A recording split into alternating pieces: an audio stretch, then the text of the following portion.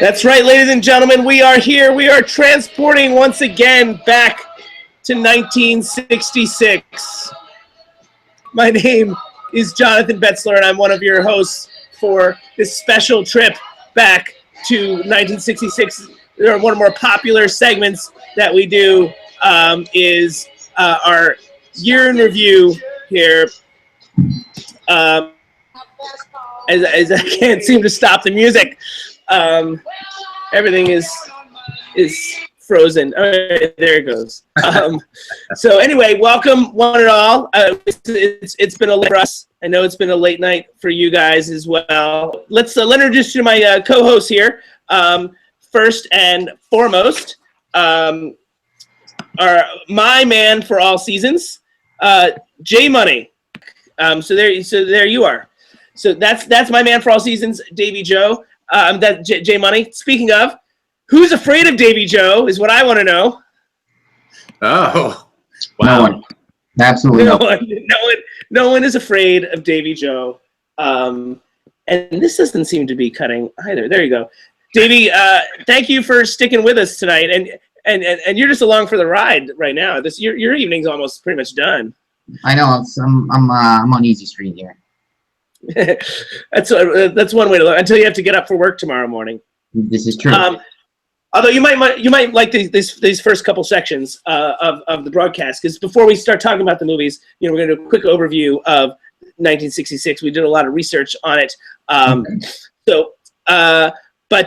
Incidentally, guys, California Dreamin' was a 1966 song, but it was not the number one hit of the year. Do you want to take a guess as to what was? Oh, was it Georgia Girl? No, it was this very strange song, which is weird in a countercultural environment that this would be the number one song in 1966. Fighting soldiers from the sky, fearless men who jump and die, men who mean just what they say, the brave men of the Green Beret. The Ballad of the Green Beret was the number one song of whatever year it was, 1960. And it's an unusual song in the sense that, have you guys heard that song? Oh yeah, yeah. I believe I have heard that song actually. But I can sing it for what you. You should really hear is we had a 1966 karaoke night to promote this show, and what you should really hear is Yuri's rendition of Ballad of the Green Beret. Okay, let's hear Yuri's rendition of it. No, I don't know. I'm not gonna do that to you now. Oh, come on. No. Another time, I'll post it on Facebook. Okay. But I want to ask you guys a question. Okay. Have you guys ever dreamed about a place you never really recall being to before? A place that maybe only exists in your imagination, someplace far away, half remembered when you wake up. When you were there, though, you knew the language, you knew your way around. That was the 60s. No, it wasn't that either. It was just 66. That's a quote from Lev Dobbs' screenplay from Steven Soderbergh's 1999 film, The Limey. And I think it's food for thought and sort of sets up the kind of thing that we're going to be talking about as we do travel back in time 50 years to try and relive to some degree a time far gone by. Now, because Davey didn't get a chance to watch a lot of the movies as he thought when he first agreed to this project, this next section is going to be Davey's section of the evening. It's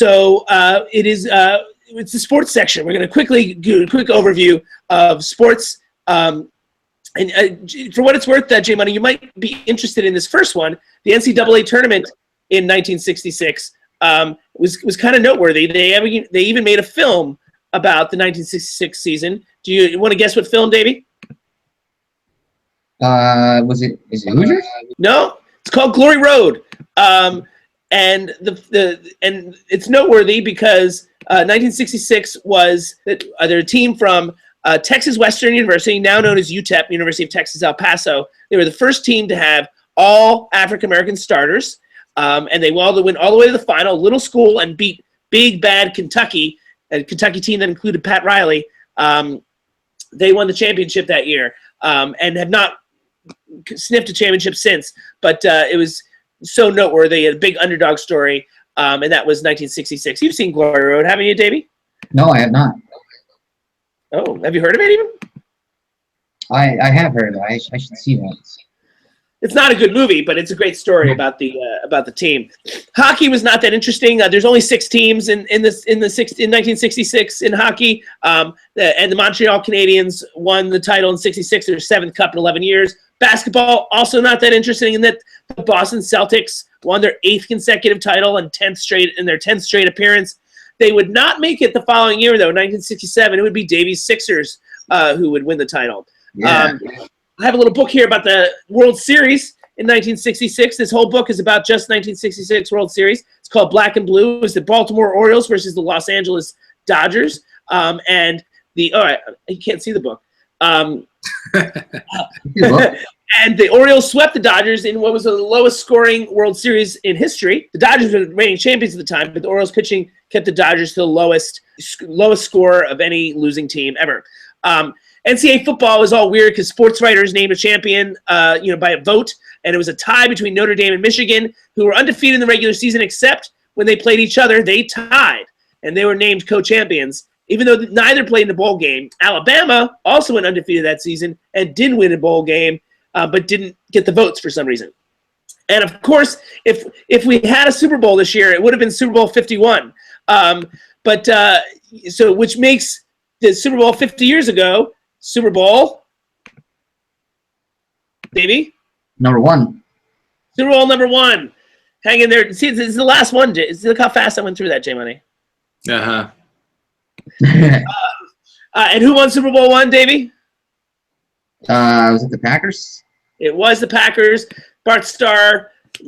Conveniently enough, Vince Lombardi, the coach, would win the first Lombardi trophy. It's fun how that worked out. So, yes, and they beat the Kansas City Chiefs in Super Bowl 1 in Pasadena. Sports is over. Yay! All right. Duke sucks. That is true. But, and in fairness, the sports thing, went over really well in the 1990 show. So, we brought it back. That's okay. All right. So now we're going to talk a little bit about, just to set the time in history. Obviously, some of the overall things going on in the 60s in general were civil rights and Vietnam were big parts of the 60s culture. Strikingly, those topics were fairly absent from a lot of the films in 1966. And according to my research, public sentiment wasn't as against Vietnam in 1966 in the majority. Obviously, the counterculture was there, as it would be after the Tet Offensive in 1968 really turned the tide in terms of public sentiment. The 60s overall, some historians suggest that one of the most important events of the 60s was the release of something called Enovid, which is better known as by 2 little words. Davy Joe, you know what Enovid is? No. J Money knows. What? Sorry, what now? Enemans? Enovid. Enovid? Better known as the Bueller. It's the pill. Better known as the pill. Birth control in 1960 was released. Birth control in 1960. A lot of historians were pointing to that overall as something that had a ripple effect on society in general in the way that it liberated women to be more comfortable and control their sexuality, and perhaps gave them a higher sense of self-confidence, which led to the rise of women in the workforce and in other areas of life. Big deal. So, it autonomized the idea of having, your own agency over your body. It's a very big deal. Everything. Yeah, for sure. So anyway, that set it up. Now, giving that 60s overall, we're going straight to the bottle on the wine. That's pretty good. Yeah. Well, this is champagne now, so we're in the last part. Only the best for our year-end review here. So anyway,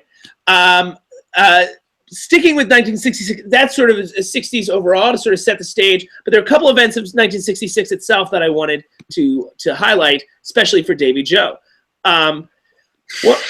Mass shootings have become an everyday event, sadly, here in our modern times. But in 1966, it was altogether unheard of.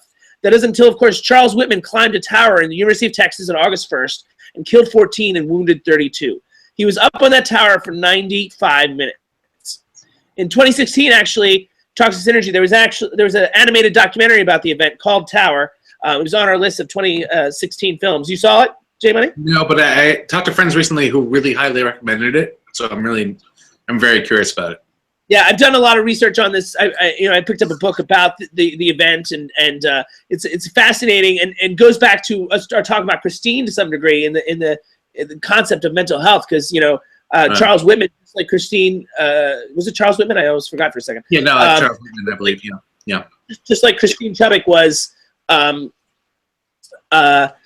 was very seemingly sane to a lot of people, and he told his therapist and his wife that he was having some troubles, but no one thought too much of it. And it's, it's the kind of, that's the most dangerous time, like the ones that seem, sure. I think we all have that capability too. That's the tough part about mental health care. But anyway, one of the most striking magazine covers of all time came out in 1966. And that's when Time magazine had their famous "Is God Dead?" ? Yes. And I thought J Money would appreciate that one.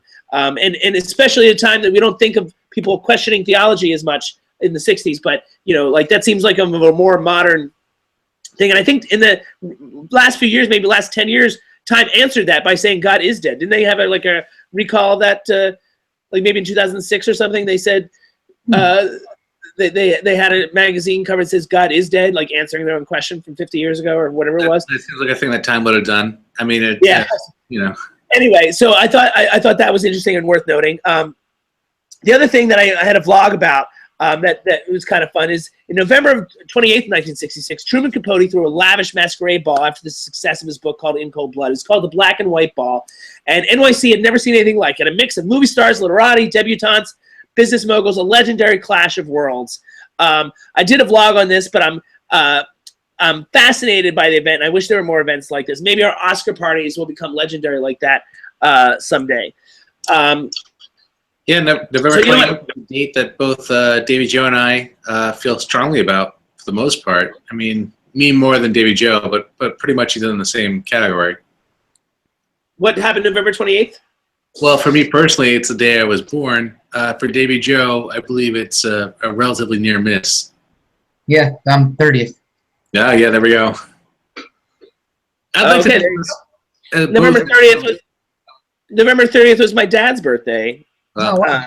So Davy Joe is definitely the reincarnation of your dad, and I am the reincarnation of Truman Capote. I believe is where this is taking us. And turning to TV in 1966, some of the things that were in the cultural zeitgeist of the time that I thought worth mentioning. Batman was a very popular show, particularly as Harry Benshahoff would remark, a professor at University of Texas, North Texas, particularly among the LGBT community, was sort of a cult classic. The campy Batman thing with Adam West was very much hugely popular in 1966. Also, The Man from U.N.C.L.E. Was a big part of the cultural zeitgeist at the time. Emmy winners, however, in the year would be, for comedy, would be The Dick Van Dyke Show would win in its final season. And of course, that's relevant now because we just lost Mary Tyler Moore. And on the drama side, The Fugitive would win Best Drama. And that's somewhat noteworthy in the sense that the Best Supporting Actress Oscar winner from 1966, Sandy Dennis, would appear in an episode of The Fugitive that I got to watch in part of my research.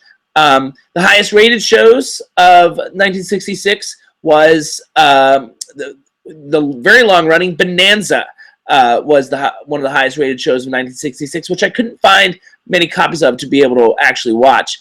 Another one I didn't watch was the second highest-rated show, Gomer Pyle, which I used to watch as a kid, but not as much anymore. But I did watch. Gomer Pyle, of course, is a spin-off of a show that we watched a ton of, me and the groupies and a lot of my friends in New York. The Andy Griffith Show. Gomer Pyle was as a spinoff of the Andy Griffith Show, and we watched a ton of the Andy Griffith Show as part of this project, which was still on at the time and still very highly rated. And that was a real treat.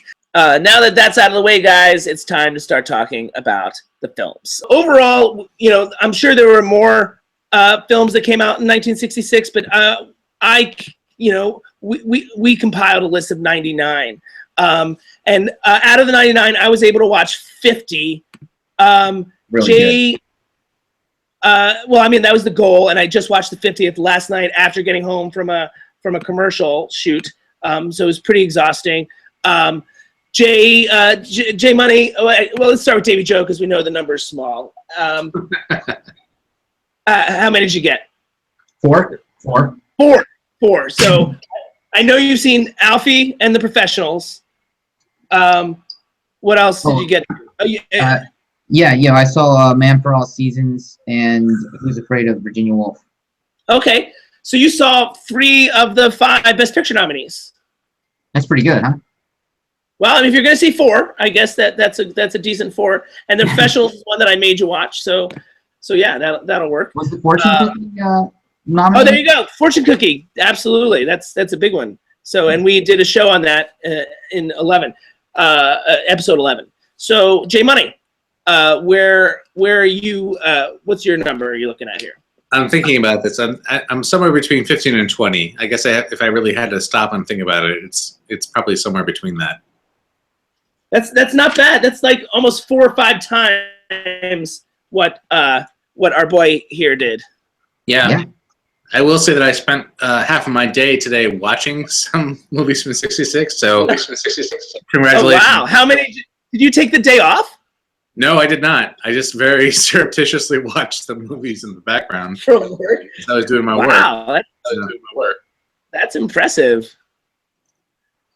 Well, that's pretty I do it good. For the show, for the love of the people. Well, you're a sweetheart. I'll say that about you. Yeah, that's true. So okay, I'm trying to pull up a photo here, so bear with me. Because the next thing I wanted to talk about was the biggest box office hits of 1966. And I'm very curious. what's that? I'm very curious. Right? Yeah. Well, especially, you hear about the countercultural movement and all this other stuff. And, and so you think it'd be something like, maybe Blow Up would be one of the bigger films. And it was certainly one of the ones that has lasted the longest. But no. It's the Bible. The Bible was one of the bigger hits of 1966. Go figure. It was the biggest box office hit. And just when you thought the biblical quote unquote epic was done for, because we talked about in episode 31.3, we talked about how Cleopatra sort of killed the epic, but there's remaining vestiges of that we discovered in 1966, and the Bible was one of them. Okay, hold on. Having some more technical. To bring it back to the screen, because people probably at that point had almost forgotten about it as a work of fiction. I mean, it must have been kind of a jolt for audiences in 1966 to remember this amazing piece of work. Yeah, for sure. And then, of course, the number 2 film was another epic surprise. Hawaii was the number, and very close. They were neck and neck at the box office most of the year. By far my favorite surf movie ever made, Hawaii. I mean, it's pretty much like 3 hours of people just hitting the waves. That is not true, but there is that famous documentary from 1966 called Endless Summer. Oh, I thought you were going to say Blue Crush, but okay. Endless Summer, great movie. Blue Crush, also a great movie. Did you see Endless Summer? Was that one of the ones? I think I did. I'm pretty sure I've seen Endless Summer. It is available for free on Netflix. Oh, cool. You know what? Maybe I'm thinking of Corvette Summer, Mark Hamill's other movie. All Endless Summer is people surfing. I'm pretty sure I've seen Endless Summer. I'm pretty sure I have. There's even a sequel. Yeah, Endless Summer 2, Return of Summer. Hello there. Something like that, yeah. So anyway, Wow. so those were the. What's happening right now? Right now, ladies and gentlemen, I'd like to introduce you to our guest. We have our first guest here on the show. I want to introduce you to Robert James. And Robert here has written a series of books called Who Won? And they re-examine the Oscar races of past years. And his most recent book was on the 60s. Is that correct? And you work on the 70s now, is that right? The last book is from 1964 to 1970, and I'm currently working on book 5 from 71 to late 70s, early 80s. There you go. So we thought we'd class things up here by bringing an expert in. And so Robert, thank you very much for joining us. Thank you for having me. Yeah. And I also want to thank you as well for your patience over the course of the evening. As guys might imagine that that these guys are, J Money and Davy Joe here are used to some technical difficulties, and tonight was an extreme example because we're trying a new system because YouTube has discontinued our old system, so we've been scrambling. So experimentation, but you've been very patient. I appreciate it. And this is J Money over here. J Money and Davy Joe are my compatriots. Do you get to see any of the show so far before we brought you on, Robert? I've been dealing with a backed up sink, unfortunately. Oh my gosh! Well, fixed by now. We are also having some technical difficulties, so it's par for the course. I was just explaining some of the box office hits. I was just finished explaining how The Bible and Hawaii were technically the big box office hits of the year, but neither seems to have lasted in the cultural consciousness. No, they're both fairly awful. Well, I'm going to disagree with you on one of them, and that's going to come up later. But with that said, the next thing that was to come up before we get into the actual category is some business trends within the Hollywood system that I wanted to talk about. One of which is there's a lot of shooting in England. Shooting in England was significantly cheaper, and the labor was not as much of a downgrade from Hollywood labor. So sometimes they would ship American stars and crews over, but often they just use British talent as they were becoming just as popular, British invasion and all that. Those of you that J Money, you watch more than Davy Joe, True. Probably noticed there's a lot of British films and British influence in the films that we watched. Yeah, obviously the mod is in full force. People are definitely influenced, and people are definitely taking advantage of it. There's a lot of crossover between the pond, I guess is what I would say in this year, more so than I was expecting even. Yeah, it came up a lot. And Robert, what were you going to say? Well, there's a reason for that. Britain, after World War II, restricted money that could be taken out of the country. So the money that the Hollywood studios were making, releasing their films in Britain, couldn't be taken out of the country. So the way they dealt with that, particularly Walt Disney was one of the foreigners, is they would go and make movies in England using the money that was trapped there, and then they could bring the films back and make money off it that way. See what happens when we bring in guests, Davy Joe? It's good. We should be doing this more. We will try. The other thing that I want to talk about that I thought was really interesting about 1966. Well, you just mentioned Walt Disney, by the way. Side note: Walt Disney died in 1966.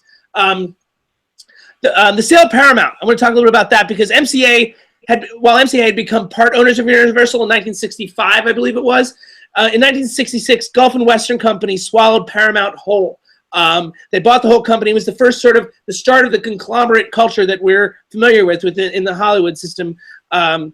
The interesting immediate side effect is some of the old movie execs were being cast out in favor of young folks who didn't know what they were doing. Like a guy like Robert Evans was put in charge. And as a result, films like Rosemary's Baby, The Godfather, and Chinatown would start to come out. So, Robert, I don't know if you got anything on that. The sale of Paramount in 1966. Well, the studio moguls had started dying out in the late 50s. Certainly Darryl F. Zanuck held on at 20th Century Fox out and in here and there, and his son Richard Zanuck took over for a while. Right. But and a lot nearly bankrupted the studio as well. Yes, several times. Yeah. But the money that it was a prestige purchase. These corporations often were run by one individual, and he loved movies, and he wanted to go own a movie studio, but they didn't have the faintest clue how to run a movie studio. So you tended to get a lot of young people, if they could bullshit their way through it, they could make movies their way, and the owners of the corporations weren't like the old studio moguls who understood how movies worked far better. I think Jack Warner stuck around too until the late 60s. I think he was still around during Bonnie and Clyde time as well. Here and there. here and there. Yeah. And the last little business thing that I wanted to mention is Jack Valenti, who incidentally, we talked about the film Jackie earlier tonight. Jack Valenti is featured as a character in the film Jackie, as played by Max Casella. Valenti left the Johnson administration to head the MPAA, Motion Picture. Oh, I forgot what it stands for. But they do they're best known for the rating system, but at that time, the rating system did not exist. And that was Valenti's major accomplishment. His first major task was recreating a new rating system, getting rid of the old production code, and he accomplished that. It finally came into place in 1968. The production code was pretty much dead by 66, 67. There's nudity throughout 66. There's a menage a trois in Antonio's Blow It Up. There's a lot of cursing going on in Virginia. Who's Afraid of Virginia Woolf? The code was more or less dead and had been killed off by independent producers who were releasing films. It was ignored. It was ignored, but the rating system was not in place until the official rating system that we know. Yeah. So some other trends that I wanted to mention. Hey, J Money, did you or Davey see that karaoke video that we posted on our page the other day? No, I didn't get a chance to, but I know you were very heavily invested in this. Well, one of the reasons I mentioned it is the song I sang sort of gave you an indication of one of the major themes that we noticed in some of these films, and that is the gluttony of spy films in 1966. Even though there was no official James Bond film, I counted at least 9, none of which were James Bond films. Some of the other trends I noticed were satire as social commentary, and also the rise of sexuality and sexual frankness that we sort of alluded to just now with Robert. Based on the films that any of you have seen, does any of those sort of ring true? Like, what do you guys think about that sort of thing?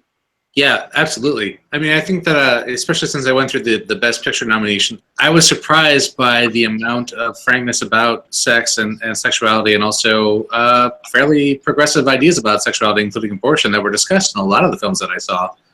It felt like there was just a general sense of almost like people angrily expressing themselves about the process. Well, certainly James Bond was so immensely successful that Matt Helm and the In Like Flint movies and with James Coburn and the spy spoofs that were starting to crop up as well. The really bad Casino Royale that's coming out in a year or two after this.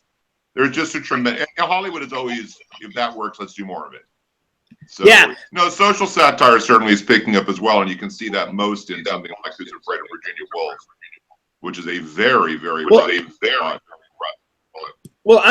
for sure. But I'm even thinking of things that are a little smaller, even like, things that really struck me, including Lord Love a Duck and You're a Big Boy Now. It sort of struck me as, very satirical, seemingly light, but films that have a lot darker undertones. Well, certainly there's an attempt to, flip the bird at the older generation. And you can see that You're a Big Boy Now, which has not aged particularly well, in my opinion. But you can see they're attempting to do that. It's one of Francis Ford Coppola's first films. Right. I think it's his third film, if I remember correctly. Yeah, after a nudie picture in Dementia 13. Okay, so now, guys, we're going to start talking about the individual categories. You guys ready? Sure. Let's set it up. So here are the nominees for Best Supporting Actress. The winner, obviously, was Sandy Dennis for Who's Afraid of Virginia Woolf. And in terms of the should win, because of Sandy Dennis, I'm going to jump right into it and say I think they got this one right based on the 5 nominees. I think this category is way off to me. I think Sandy Dennis is good, but she did not make my top 5. None of these 5 made my top 5 supporting actresses of the year.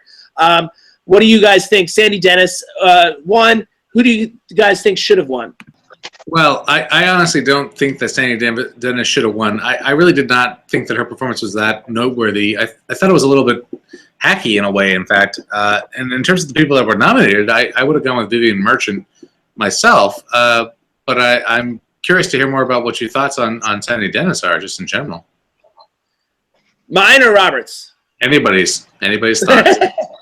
I mean, I think, look, Sandy Dennis is had a great stage career, multiple Tonys in the course of her career. I think it's a unique, interesting performance. If I had a top 10 performance supporting actresses, I would probably put her on it.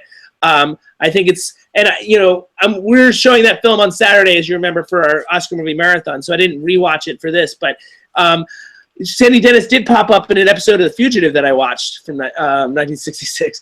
But I think it's a very complicated, interesting character. It's like Fences that we talked about earlier. All these are really set up. These performances are really set up to be. Sure. The writing is so strong. Sure.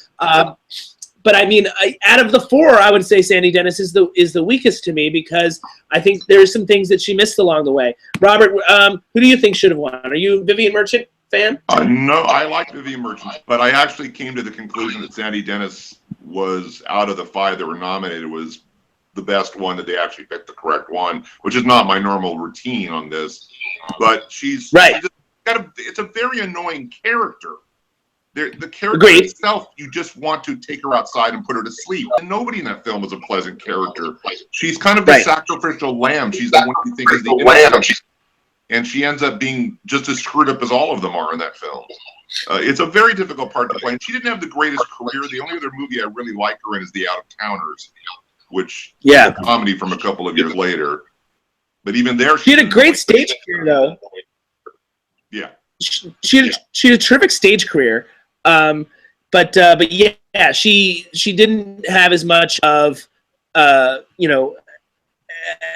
success on the big screen, it turns out. So my feeling is I felt like there were stronger performances than any of these five. Are you on board with that comment, Robert? Well, I'd have to hear which one you're talking about. Okay. Well, I guess what I'm hinting at, and you obviously knew this, who should have been nominated based on, the films that came out that year. J Money, do you have a selection for this so we can? I really honestly don't. I think that Robert's probably more qualified to talk about this than I am at this point. To be honest with you, I didn't find another performance for supporting actress I thought was worth nominating. So I'm really curious to hear who you think should have been nominated. Well, the one this is the one's probably going to take you by surprise, but this whole movie took me by surprise, and this performance took me by surprise. And I'm going to go. I don't even have a photo of it. I could not find a photo of this character in this movie. And it's her name is Lola Albright in Lord Love a Duck, and she plays Tuesday Weld's mother in the film, and it is a fascinating performance because it feels like it's going to be sort of like Geraldine Page's performance in no, that's not what I meant.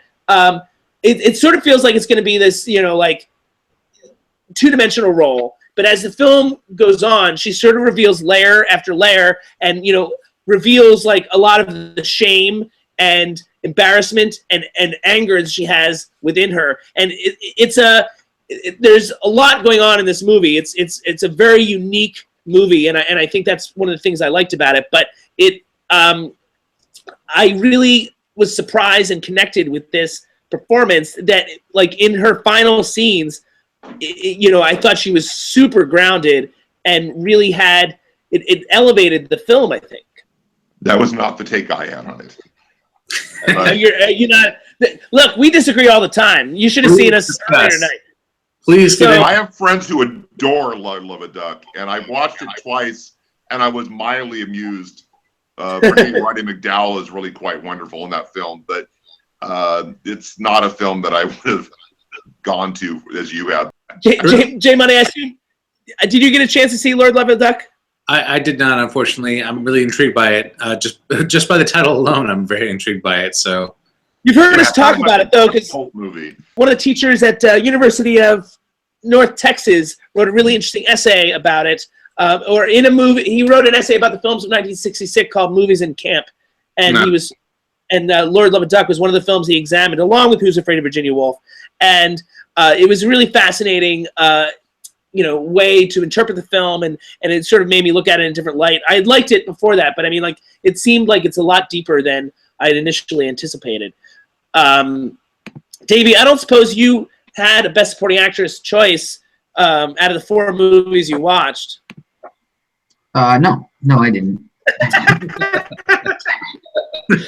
All right. So with that move, see, this is this is what Davy Joe brings to the broadcast. With that, we can move along to, I believe, supporting actor is our next choice. So, do you guys see the slide? Yep. Okay, so we all know who won here because one of our previous shows, the only show that we did previously, the only review of a film of 1966 that we've done before was The Fortune Cookie, and of course Martin Matthau was the winner here. But one of the things we said on that show, quite vociferously, is as great as he is, we all felt he belonged in the leading category. Robert, where are you on that? That's exactly where I put him. I took him out of the best supporting actor and put him in best actor in my book. He does not. Hollywood used to play this. The studios would, and they still do. They'll take character. They'll take actors. We talked about this with Viola Davis earlier tonight. We were all, feeling like she belonged in the leading actress category this year. But studios do that to try to get a nomination or an Oscar in a category that really the characters don't belong there. This is a leading role.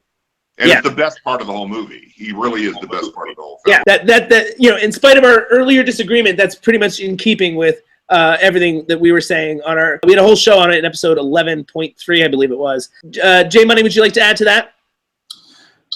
It's hard to say because for me, if I'm looking at the category here, if I'm looking at the nominees, Matthau does the most comprehensive work.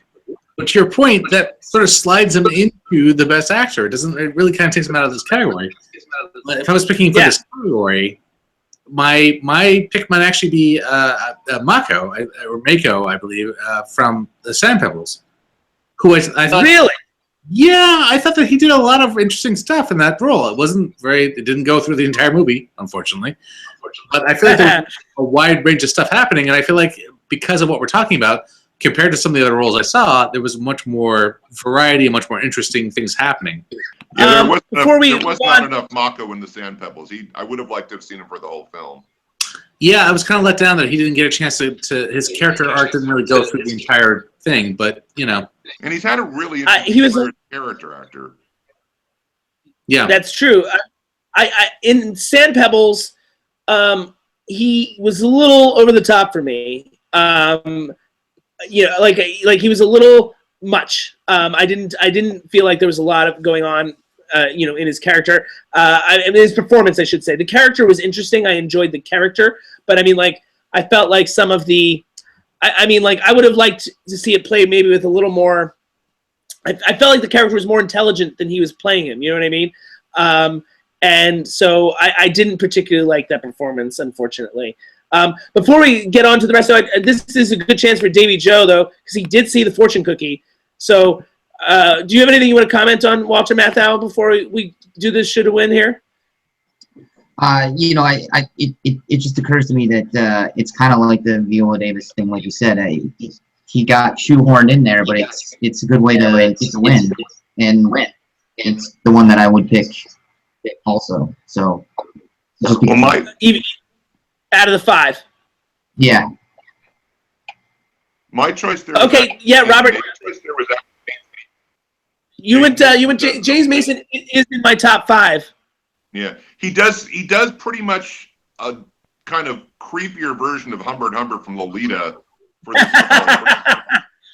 because he's been basically grooming Lynn Redgrave to be his mistress her whole life, and he's been waiting until she's old enough, and he offers her a contract. And every single moment he's on the screen, he's creepy, and yet you can't take your eyes off of him.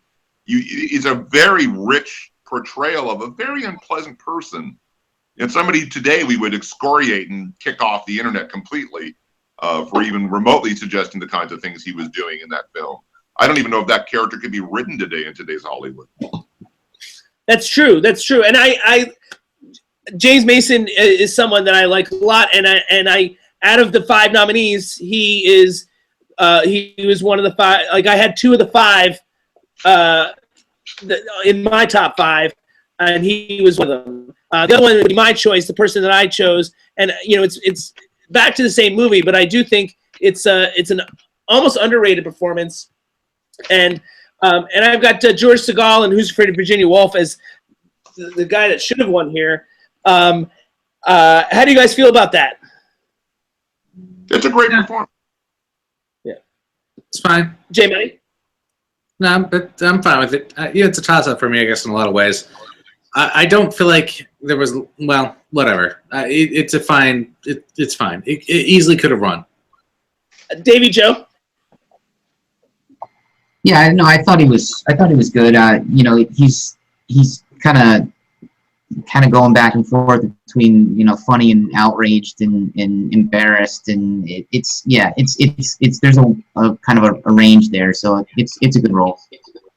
Yeah, obviously it's a great role, great script, and the whole thing. But I mean, I do think he executes it very, very well, and he navigates those corners, if you will, maybe a little more deftly than Sandy Dennis does. It's not to decry his performance as much as I feel like it's hard to say who's a supporting actor and who's afraid of Virginia Woolf. They all have a lot of time. David Joe, do you have a should have been nominated out of the 5 movies you watched? Supporting actor? No. J Money. Do I have an alternative nominee? Well, I don't want to tip my hand too much about what movie was maybe my one of my favorites from 1966. I could throw in James Coburn for What Did You Do in the War, Daddy, who I really enjoyed. I don't know if he would support a supporting actor. I don't know if he would fit into a supporting actor category, but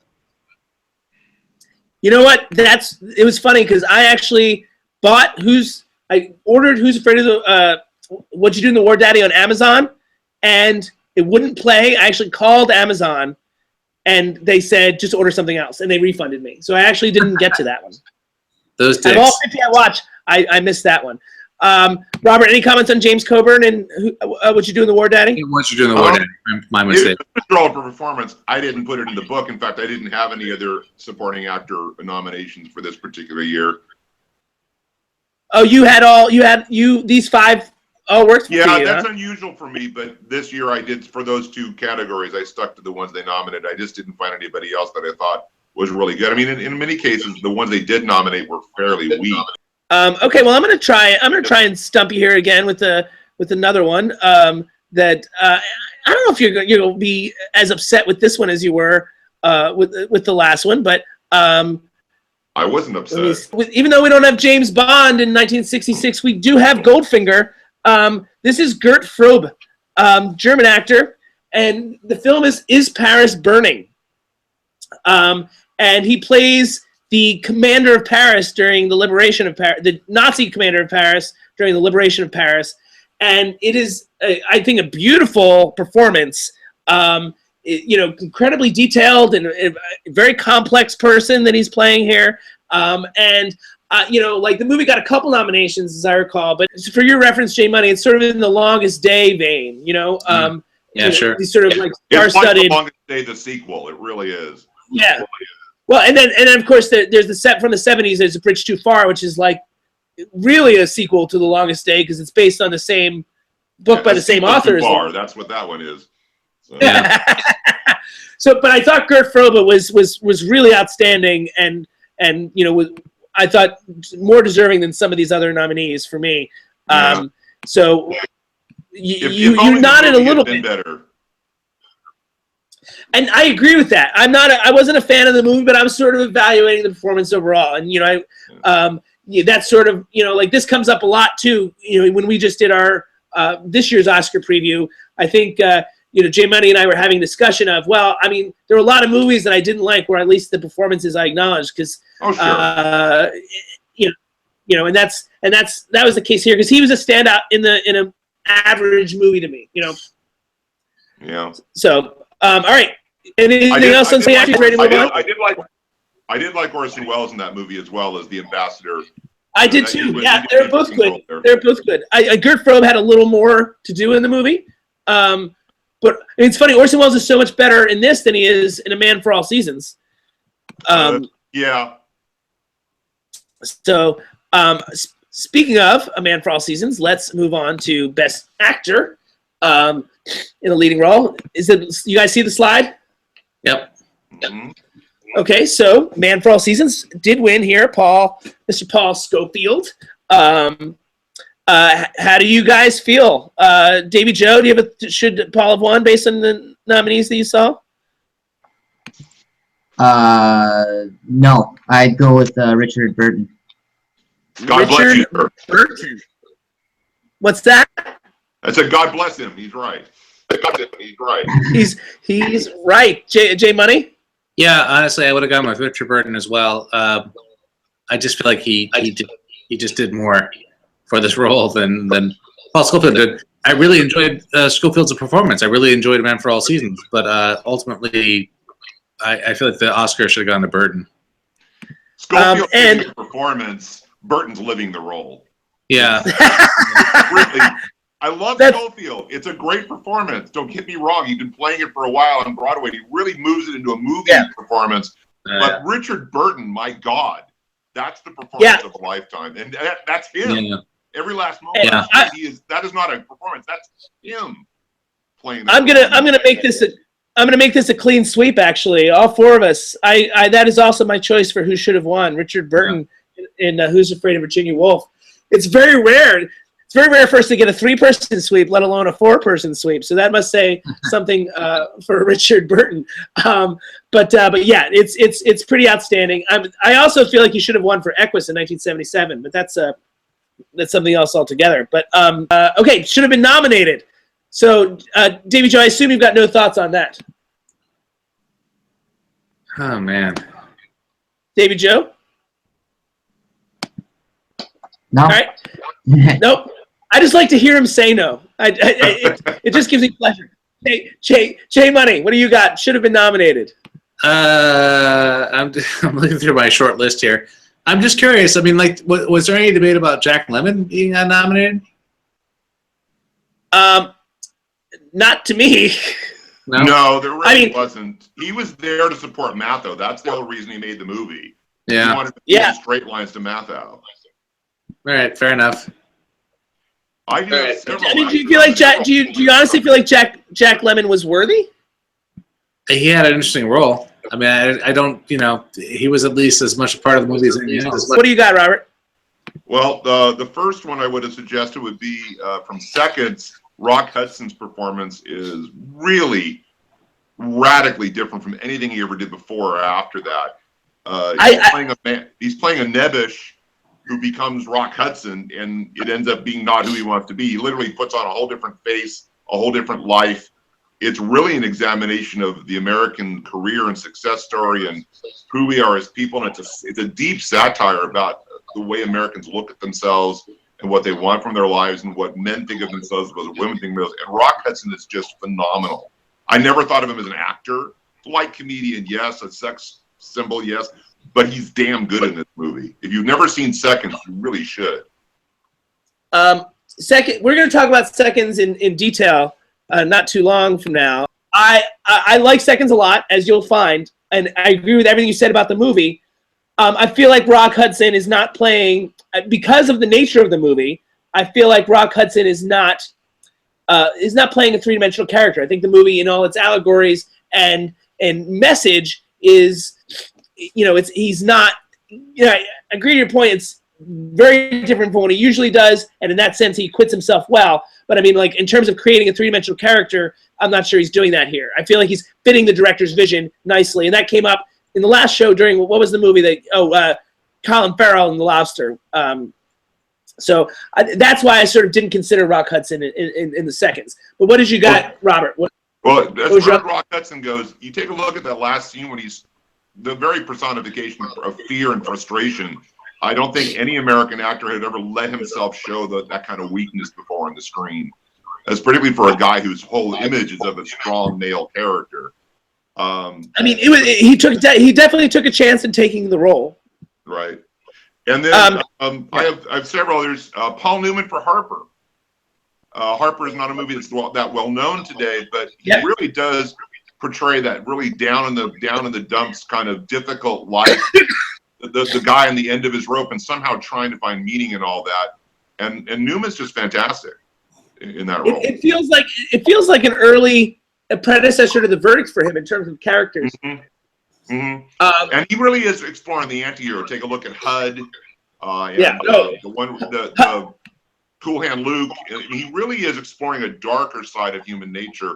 And Harper's one of the important moments in that. We talked about HUD. not too long ago, like episode 37.4. I think we had a discussion about HUD. Sorry, yeah. What was your next one, Robert? Well, The Shop on Main Street. We'll talk about Ida Kaminska later. She was nominated, but the male character in that, Joseph Kroner, may have actually the harder role to play. She just gets to be cute.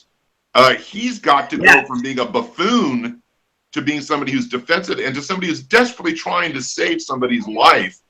And to be able to carry that emotional tone of the film from a comic idiot to a deeply troubled individual who's disturbed at what's happening in his country, that's a really difficult transformation. And I also got the impression that he, some of the times these European actors had like Gina Letta Messina, had this sort of comedian clown background, clown training, and I got that impression from him. Like not in a bad way. I mean, I sort of. It was thinking of Robin Williams type figure. It's a very interesting performance. I sadly, partially because of Ida Kaminska, I'm not sure I connected with the movie as much. J Money, did you get a chance to see Shop on Main Street? I did not. I actually watched a clip from it, but I didn't get a chance to watch the full movie, unfortunately. I really would like to circle back to it and see the full thing because it's very intriguing and it sounds really interesting. It's well worth your time. Yeah, it is, definitely. It's interesting. I mean, in terms of Czechoslovakian films, I tended to prefer Loves of a Blonde, Milos Forman's entry in the foreign language race, which I believe is supposed to be translated as A Blonde in Love, actually. But I like Loves of a Blonde. That affected me a lot more. But I certainly agree with what you're saying about Ida Kaminska, and I guess we'll talk about that shortly. Did you have more in the Best Actor race, Robert? One last one. The Great. way I set up my books was following the Academy's rule that the film has to have an American release to be qualified, particularly a week-long run. Some foreign films show up in odd years in my books, and the Academy did Like that. Shop on the Main Street was nominated in different years. Yeah. Yeah. So the one that shows up is the Hamlet from Russia, directed by Kozintsev. It's a phenomenal version of Hamlet. And the I didn't guy see who that. plays Hamlet in there is Inokenty Smoktunovsky, if I've got that pronounced correctly. But this guy is the best Hamlet I've ever seen. Out of all the film versions, he's really fabulous. So if you haven't seen the Russian, the Kozintsev Hamlet, and there's also Kozintsev King Lear that I've got coming up soon, it's really a phenomenal performance. And given the fact that one of our main attractions to Shakespeare is the language, and it isn't in the film because it's all in Russian, right? It's visually the best Hamlet I've ever seen. Puts Laurence Olier's game. Well, it's funny because I'm always dropping like these random movies on these guys, but now you've dropped one on me. I've been outdone. You're welcome. And you've got a King Lear coming up too. So I don't know what I'm gonna do. I need to come up with some diamonds in the rough there. So in terms of my should have been nominated choice, this is where it's gonna get awkward because I know how you feel already about this film, and so we're gonna argue several times about this film. I think at this point, but this is my choice. I really like the film for reasons I'm going to talk about later, but the performance of Max von Sydow in Hawaii, I think is an extraordinary performance, partially because of, he, I'm fascinated by the concept of this unlikable protagonist, this, and it's not, and it particularly because it's not that he is wrong. Like, for the most part, morally, he's on the right side of things. It's the way he carries himself that is so offensive. And it's his journey and those walls that he puts up, breaking them down, that I think, as an actor, he did a terrific job with. I think it's a very three-dimensional character that he, does a very beautiful job with over time, having that journey. So you already called the film awful, so I have a sense what you're going to say about this one, but I'm going to stand by it because I'm a huge fan of the film, and it's come up several times in the show. These guys can tell you, and they laugh about it every time I come up, and they refuse to watch it. Did you, J Money? You still haven't seen it, right? Nope, I refuse to watch it. Yeah, you should watch it at least once. If only Should I, though? Make fun of it then. Well, okay, that's a fair point, Robert. Thank you. I appreciate that. I mean, it's a I mean, I think it's really a complex film, and it'll come up again. So we'll talk about that another later. But in terms of the performance, I'm a big fan. I don't know how much we want to get into it, but do you have a sentence or two that you want to diss the performance or? It's a caricature. It's not a full human being. It's a caricature, two-dimensional character at best. Well, yeah, I completely disagree with that, but that's okay. You said I could disagree with you. So no, we welcome it. Believe me, if you watch more of our shows, you would see it's more it's more than anything else. Let's move on to I believe Best Actress is next. Here are the nominees, and obviously the winner was Elizabeth Taylor. It's her second Oscar, and we keep talking. This movie keeps coming up. Obviously got 13 nominations that year, so it's going to. But I'm going to jump ahead here because I feel like they got the right one here. I feel like Elizabeth Taylor is not only I think it was episode 29.4 where we counted down the top 5 greatest Best Actress winners of all time, the best performances. If we did a top 10, this would be in it. Maybe even number 6. She didn't make the top 5, but I think it's one of the top 10. Certainly winning performances of all time. I think it's pretty terrific. Obviously, a great role, but I think Elizabeth Taylor shocks a lot of people. But how good she is in it, that's me personally. Where are you guys at? Yeah, I would actually totally agree with you about that assessment in this situation. And I know that's a rare thing for the show, but yes, I am on board with Taylor's performance here, and I believe that she deserved the Oscar. Davy Joe, do you have an opinion? Yeah, and I would say you hit it on the head with shockingly good. Robert, do you want to make it another clean sweep? no, it's outstanding. It's the performance of a lifetime, and it's an Oscar that was well deserved. Unlike Butterfield A, which they gave her because she was supposedly almost dead. Butterfield A, he said herself was one of the worst films she ever knew. It's a really bad performance and a really bad film. This is phenomenal, and she just really gave everything she had to that role. Put on 30 pounds, let herself be herself in some ways that she wasn't before. She wasn't the beauty queen. She wasn't the girl with the violet eyes. She was a vicious, angry, ugly person inside, and it comes out. And Mike Nichols, the director, said there were times that Burton and Taylor would rip themselves apart worse off the screen than they did on camera. They're really exploring the ugliest parts of their relationship in this film, and it comes across beautifully. And she was absolutely correct to be furious that Burton did not win along with her. She almost didn't accept the Oscar because she felt Burton had been robbed. And he was, as we've all agreed. This is just a home run for her. It's out of the park. A fun little tidbit as I pull up a photo for later. But one of my favorite stories about this is initially, there's that line that "What a dump" that she quotes from a Bette Davis movie. And at one point, I believe Bette Davis herself was considered to play the part and say the line in this sort of Pirandelloian type thing there. So I always thought that was a fun little. I mean, I can't imagine anyone else but Elizabeth Taylor, at least in this version of the movie. But yeah. So, out of curiosity, before I move on, Jay Money, how recently did you watch Who's Virginia Woolf? Within a week, within the last week. So there you go. And was it your first time?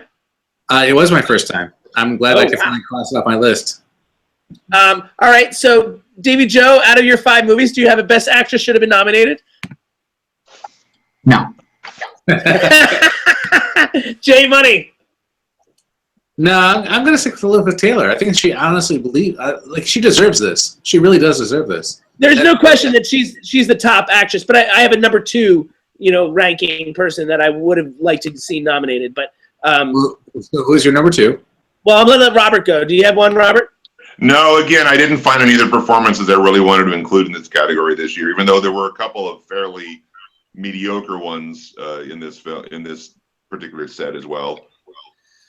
Okay, well, I'm going to go as Natalie Wood in This Property is Condemned. That I thought was a really good performance. It's based on a Tennessee Williams play that doesn't get produced as much. Interesting choice, JB. All I was trying to say was interesting choice. So Okay. good to see you.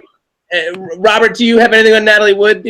I think she's often overrated as an actress. Okay. I do like her on the screen, but West Side Story left such a foul taste in my mouth. It's been hard to take her seriously ever since. Wow, you and me are on the same boat on that. We're in the minority on West Side Story. That's That's because we're right. That's why. okay. Well, there you go. All right, so I think that's all the acting categories. So we're in a home stretch here. I'm going to do Best Director if I can find it. There it is. And so there it is. Moving on. There, perfect. So there are the nominees, and of course, Fred Zinnemann would win his second Academy Award for Man for All Seasons. He won in 1953 for From Here to Eternity. So, gentlemen, based on these nominees, who do you think should have won? I mean, based on our love for the performances we just talked about, I would feel Who's Afraid of Virginia Woolf, Mike Nichols should have won this one. Maybe it's me being crazy here. I also really enjoyed Richard Brooks, The Professionals. That's the one that Davy Joe and I watched together. Davy Joe, do you have any comment on this category? Yeah, I go Nichols also, but I did like Professionals a lot. I definitely think it was Mike Nichols in his very first directing job. Next year he would do The Graduate for a back-to-back height he never really reached again. I do like The Professionals. I think it's the best man's film ever made. I like it a lot better than Dirty Dozen. It's a bright, intelligent, well-driven. Woody Strode is phenomenal in that, and Lee Marvin, just tremendous performances. Yeah, it's an intelligent action film. Those are hard to come by.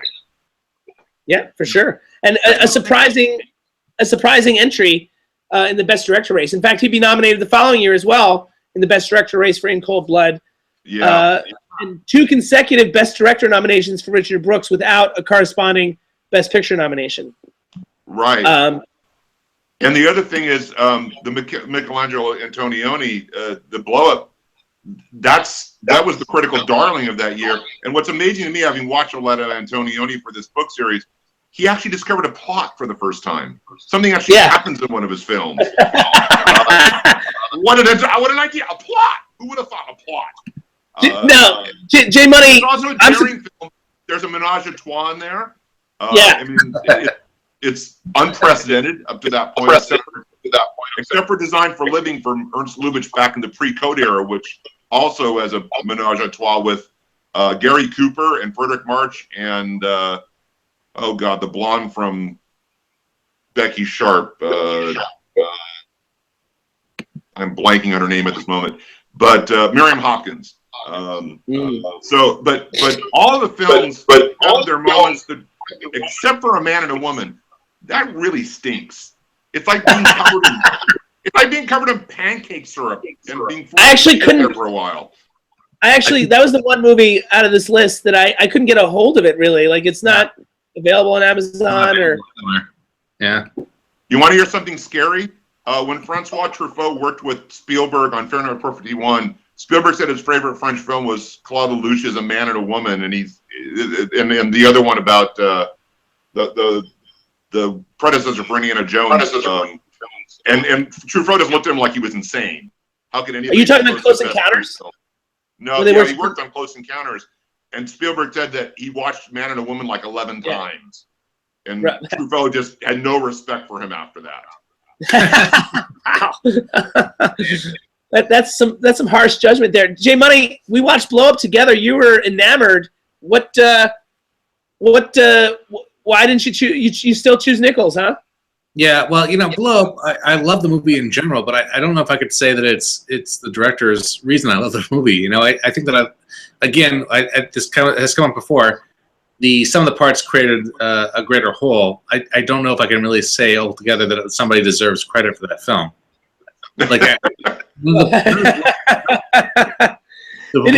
how about Blame? We had Blame for that film. What's that? If anything, it's a director's movie because it's not like they had a script. Like Sean Connery was supposed to, was met with him to play the part, and he asked to see his script, and Antonio handed across the table. Yeah, well, some of our fans are texting me. I got 2 different people texting me they're excited that Blow Up finally came up in conversation. Again, Blow Up is one of my favorite movies from '66. Of everything we talked about here, Blow Up is one of the ones that didn't come up in this nomination of stuff that I really appreciate. But it's as much as the editor as the director, perhaps, it's as much as the script. In general, there's a lot of things going on that I really liked about it. I couldn't say that the performances deserve an Oscar. I can't really necessarily say the director deserves an Oscar. Although, I did have Vanessa Redgrave in my top 5 supporting actress people from Blow Up. I did like her in that. So we're still doing Best Director should have been nominated. Do you guys remember who I had? Last year we did our 1990 in review, and do you remember who I had who I had as the Best Director should have been nominated Best Director from 1990? Hell no. It was Mike Nichols for Postcards from the Edge. So here once again, this should have won. It's Mike Nichols. So we're a clean sweep here again on Who's Afraid of Virginia Woolf. Full circle. Full circle. Out of these nominees, I think he did an outstanding job, especially for a first film.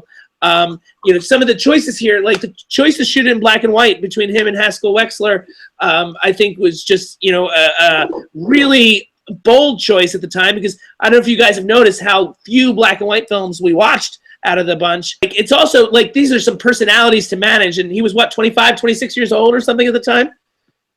Great. Yes, he was very young. Yeah. It shows. There's such an energy in this film that to me was chaotic and also almost prepubescent in a way. I mean, it felt like it was a movie that was built on being a teenager in a sense, because it was so out of control. And it shows the youthful sort of vitality in it that comes through here. Yeah. And he was perfect in the sense, like he is winning Tony after Tony at this time, directing Broadway plays and musicals. And so like this, but this could have been very stage-like, and it really wasn't. Like, very cinematic. Yeah. So should have been nominated Best Director.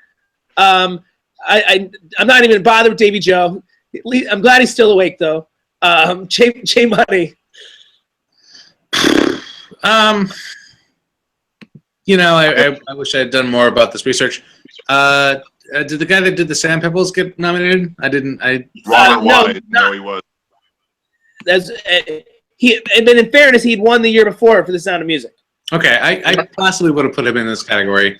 I guess because he was already. I'm surprised you like the Sand Pebbles. That was the one that I didn't like. I do like the Sand Pebbles, but it's a movie that's very different from everything else in this category. I think to our points that we were discussing earlier, it's a movie that's at juxtaposition with everything else we're talking about, because it's so straightforward, so traditionally Hollywood, and so epic. And everything we're talking about for this year is the opposite of that. It's very personal. It's very esoteric in a certain way, and it's very controversial and relevant. And the Sand Pebbles was like a throwback to a certain epic time period. So is A Man for All Seasons. That's a very old-fashioned film too. True, definitely A Man for All Seasons. But Man for All Seasons had that sort of quality of being relevant to what's going on, in modern day, in the concept of integrity. A Man for All Seasons was anti-authoritarian, so it was fun. And the Sand Pebbles isn't about Vietnam. No, I don't know. Okay. Well, I don't know. It's funny because the movie that I thought might have been about Vietnam was Cartoon. That seemed to me like it had some more Vietnam, anti-colonialism concepts going on. I mean, I guess to your point, yes, it certainly could have been, but it feels like it wasn't necessarily catching the zeitgeist at the time. I don't feel like people were necessarily. Robert Wise is not a very deep director. He's very good at surfaces.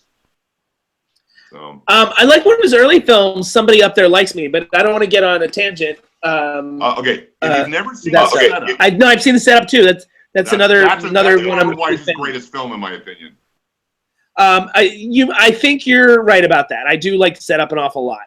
And to the eye roll of Jay Money, like I do have a soft place in my heart for Sound of Music. I appreciate it's not cinematic greatness, but I do get emotional watching it. I do enjoy it.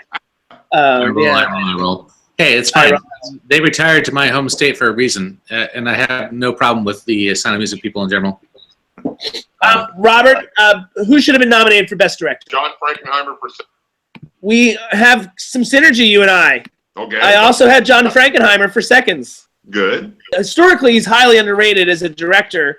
And I like his television training, I think, he's among the better elements of those directors that came out of television. Lumet and Norman Jewison are examples. And I think to a 60s audience, Seconds may have felt like an extended Twilight Zone episode, but I think it feels very prescient and dark. And I think his innovative camera choices and the sound design of the film, I think elevates this to feel like a modern sci-fi. It elevates it to a different level. I think it holds up really, really well. Frankenheimer was on a roll in the 60s. Manchurian Candidate, The Train. There's 2 or 3 other films in there before Seconds. He was really at his height. Birdman of Alcatraz was the same year as Manchurian Candidate as well. And he had another film in 66, Grand Prix, was also 1966. Which cinematography is unprecedented. They've invented all kinds of... Yeah, it's outstanding. Got some cameras from NASA, microwave cameras. I mean, and the split screen effects, it's unprecedented in American film. And we probably would be talking about Grand Prix more if we had time to talk about some of those, crafts categories, because it won 3, Grand Prix did. So Seconds only had 1 nomination for James Wong Howe's cinematography. And this was the last year that they separated black and white cinematography from color cinematography.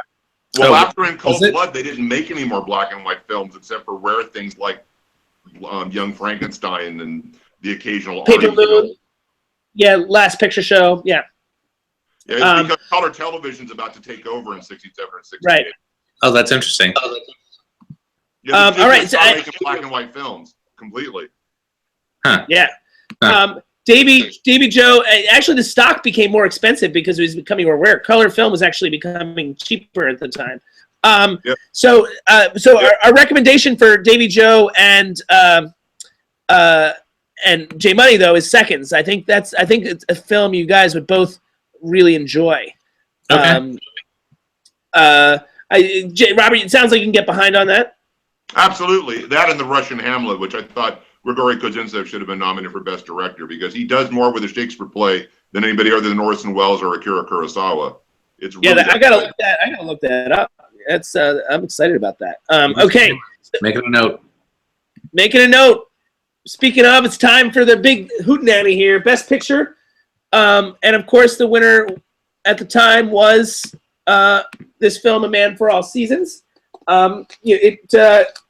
Even though it had less nominations than Virginia Woolf, it wound up winning Best Picture, Best Director, Best Actor. Robert Bolt won for Adapted Screenplay. I think it won a couple other awards. So and there's John Hurt. There's John Hurt who just passed away in one of his earliest roles. Right. And we talked about him earlier tonight in one of his last roles. He was in Jackie this year. That's right. So this year we got to see him in his first and last role and throughout this project. So that was kind of cool. Does anybody feel like Man for All Seasons deserve this award? I'm guessing no, but I'm just figured I'd ask. I honestly am okay with it having this Oscar. I like the movie a lot, and I feel like we've been kind of dumping on it a bit as we've talked about these categories because we've picked better people, perhaps. But again, look at the whole.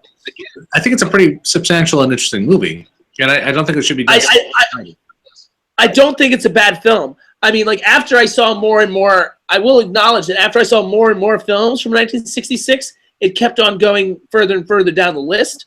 Yeah. I think I had it in my top 10 up until last night. But I would certainly not say that it's by any stretch a bad film. I think it's sort of in the same position that last year when we were doing 1990. I think we all agree that Dances with Wolves, and Robert's going to disagree. Dances with Wolves isn't a bad film. It's just not Goodfellas. We weren't necessarily trying to dump on Dances with Wolves as much as we were saying, like, as good as Dances with Wolves is or whatever qualities it has, it's just not Goodfellas. What do we all think should have won? Davey, you get to go first since you saw 3 of these. Yeah, on the broken record, Virginia Woolf. Virginia Woolf.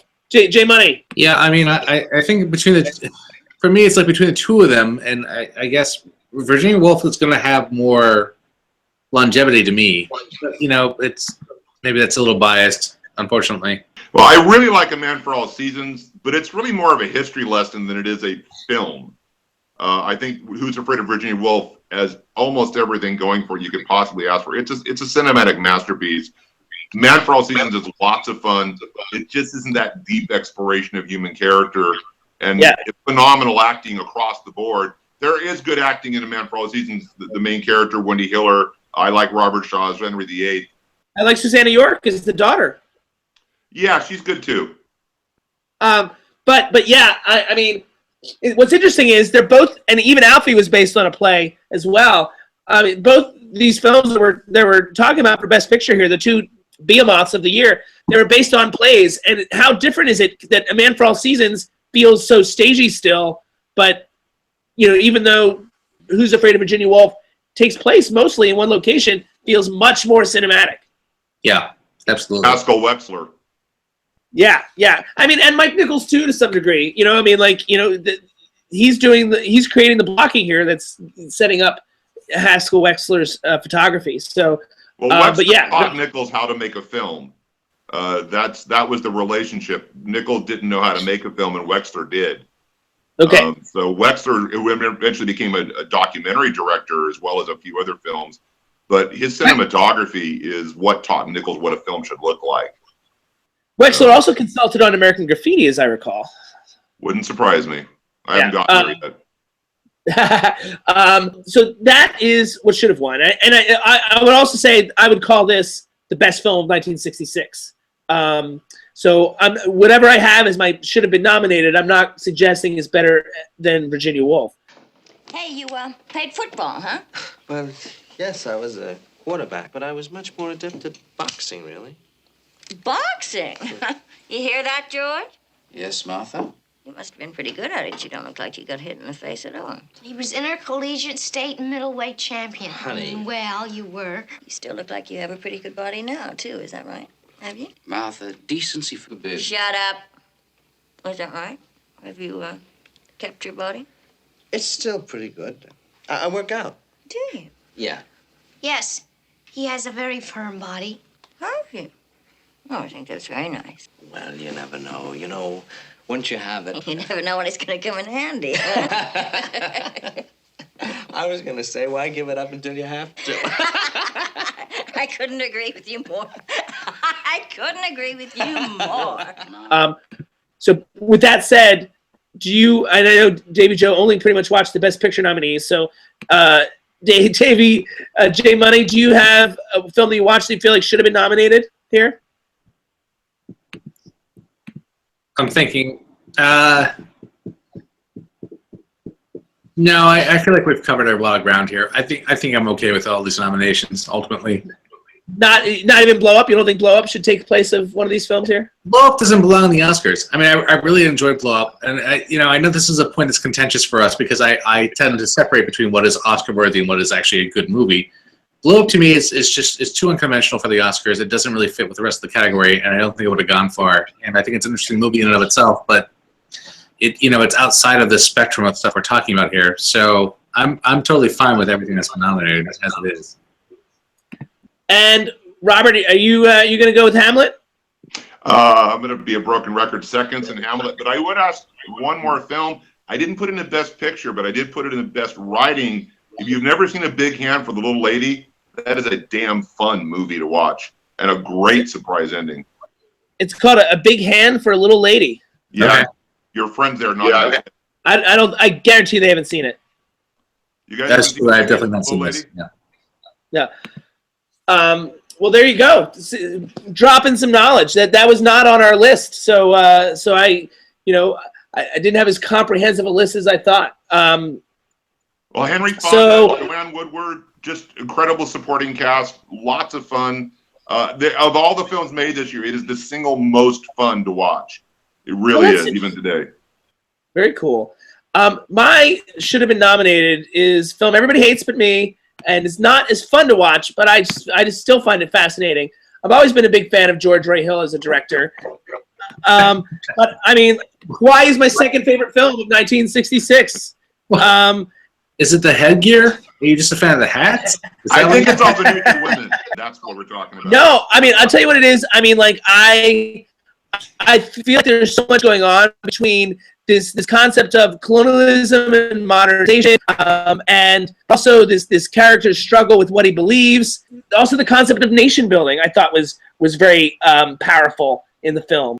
They're teaching these people good things, you know, like not just religion. They're teaching them math and skills to join the modern world, but in the same vein, they're interfering with their culture. So it's that question of, you know, what is appropriate here? You know, like, should we have just left them alone to begin with?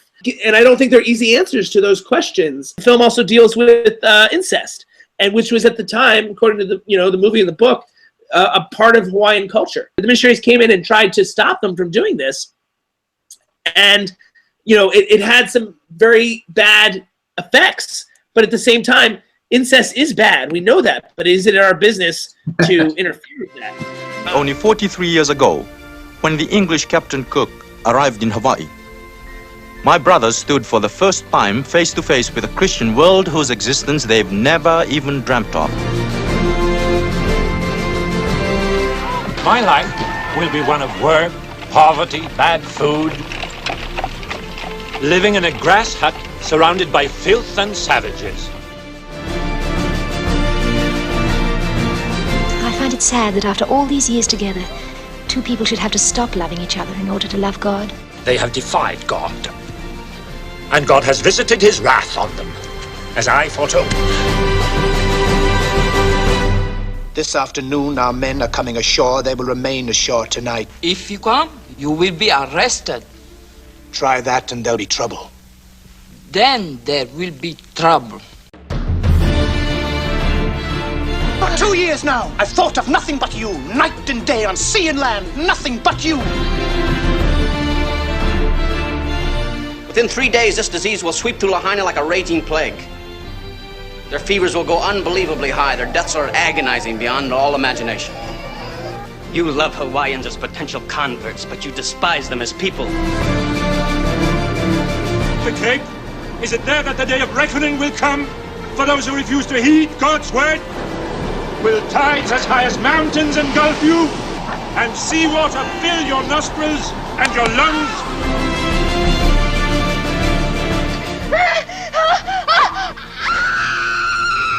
Is it possible for anything to seem lovely without God having wanted it so?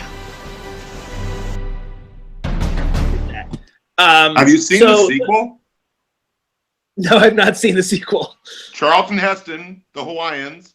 It's the second half of James Michener's novel, and it's even worse than this one is. But it addresses many of the same issues that you bring up. I mean, Jocelyn Lagarde there, by the way, didn't speak a word of English. She only spoke English. She had to learn everything phonetically. Julie Andrews in there, desperately trying to stop being Mary Poppins and The Sound of Music.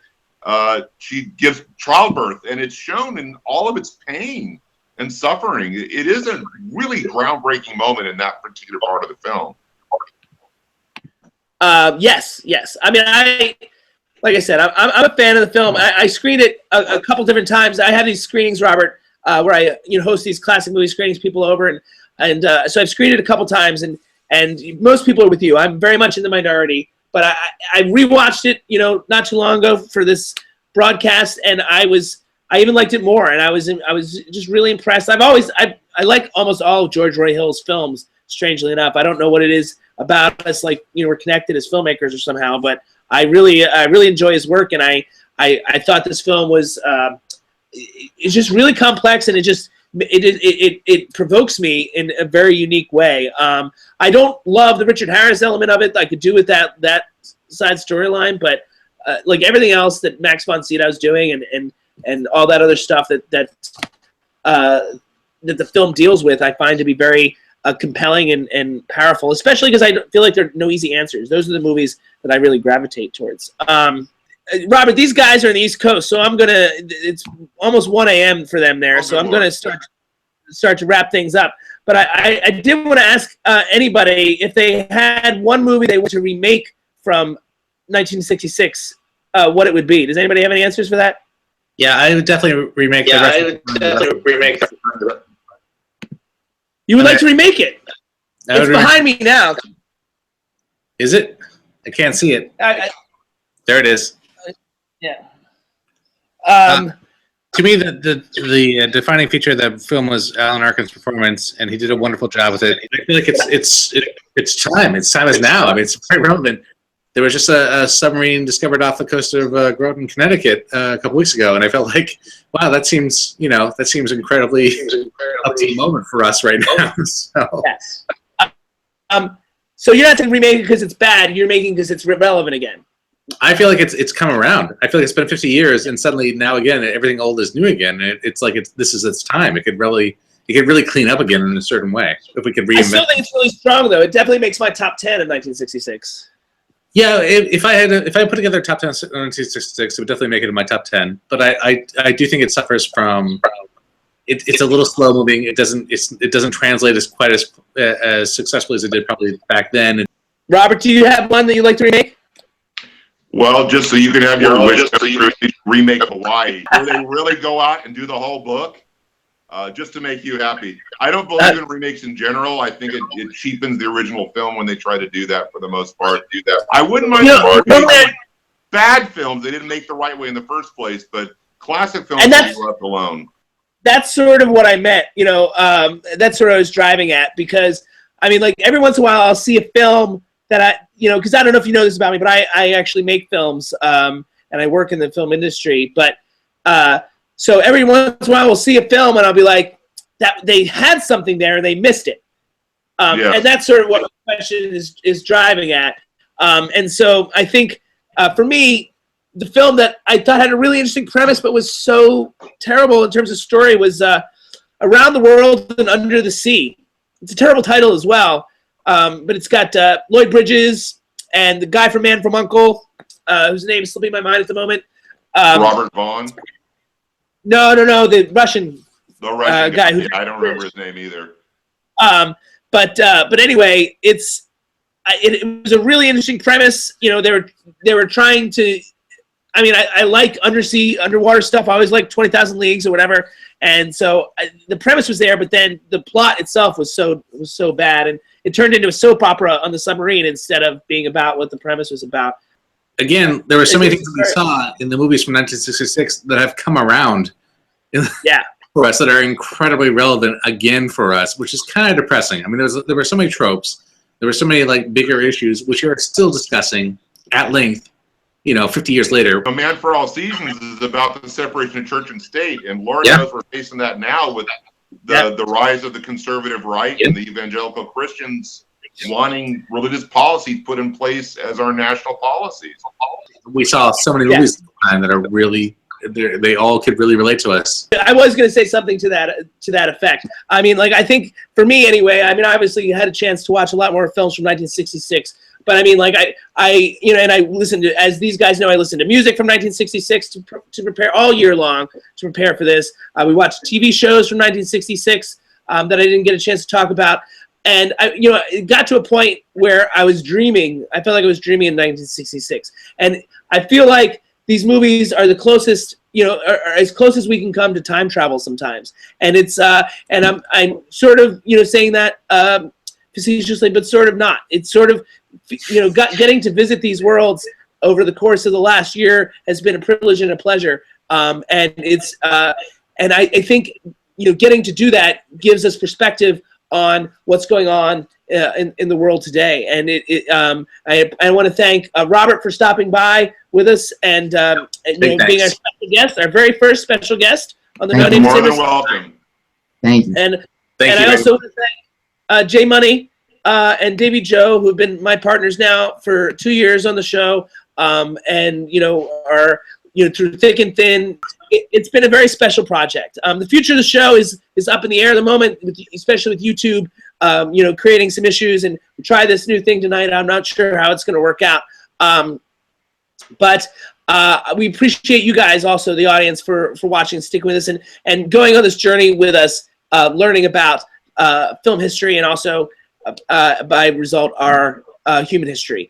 Stay tuned to our Facebook page and our Twitter accounts, and we'll keep you posted if there's going to be future episodes and how that's going to be. It's not going to be anytime soon, probably a month or so before we can get back on track. But we'll talk about it in the near future, and so we don't have a future date to discuss. But stay tuned, and we'll keep you posted. And thank you so much for participating in this special episode. With that said, I can now officially declare this meeting of the No Name Cinema Society is closed.